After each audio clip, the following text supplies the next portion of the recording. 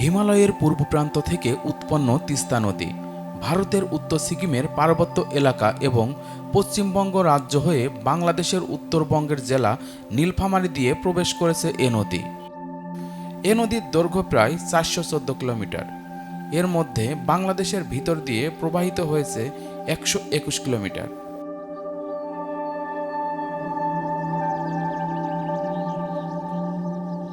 নদীটি বাংলাদেশের উত্তর অঞ্চল দিয়ে প্রবেশ করলেও এই অঞ্চলটি মারাত্মক খরাপ্রবণ এলাকা ছিল, যার ফলে এই অঞ্চলের অর্থনৈতিক অবস্থা ভালো ছিল না বেশ আগে থেকেই।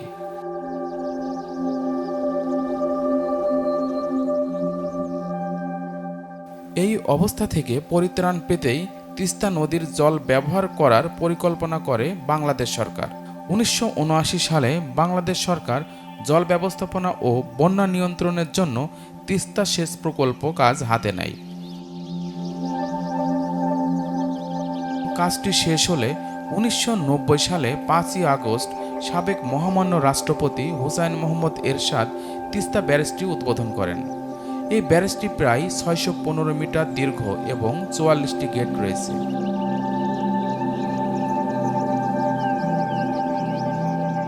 যেগুলোর মাধ্যমে বাংলাদেশের তিস্তা নদীর স্রোতধারা নিয়ন্ত্রণ করা হয়। লালমনিরহাট জেলার হাতীবান্ধা এবং নীলফামারী জেলার ডিমলা উপজেলায় এই ব্যারেজটি অবস্থিত। এটি বাংলাদেশের বৃহত্তর ব্যারেজ।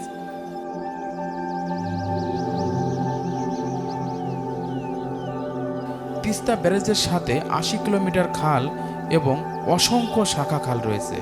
এই বিস্তৃত খাল ব্যবস্থাপনার মাধ্যমে নীলফামারী, লালমনিরহাট, রংপুর, কুড়িগ্রাম, দিনাজপুরের প্রায় 7,50,000 হেক্টর জমির সেচের ব্যবস্থা করা হয়। তাই তিস্তা ব্যারেজ নির্মাণ করার পর থেকেই বাংলাদেশের উত্তর অঞ্চলের কৃষকদের উপর ইতিবাচক প্রভাব ফেলেছে। ব্যারেজটি নির্মাণের আগে এই অঞ্চলের কৃষকরা বৃষ্টির পানির উপর নির্ভর করত। এখানে বৃষ্টি অনিয়মিত হওয়ার কারণে প্রতি বছর ফসলের উৎপাদন ব্যাহত হতো। তিস্তা ব্যারেজের মাধ্যমে সেচের পানি নিশ্চিত হওয়ার কারণে এখন জমিতে উৎপাদনশীলতা বৃদ্ধি পায় বহুগুণ, যা এই অঞ্চলের মানুষের জীবনযাত্রার মান বৃদ্ধি করেছে।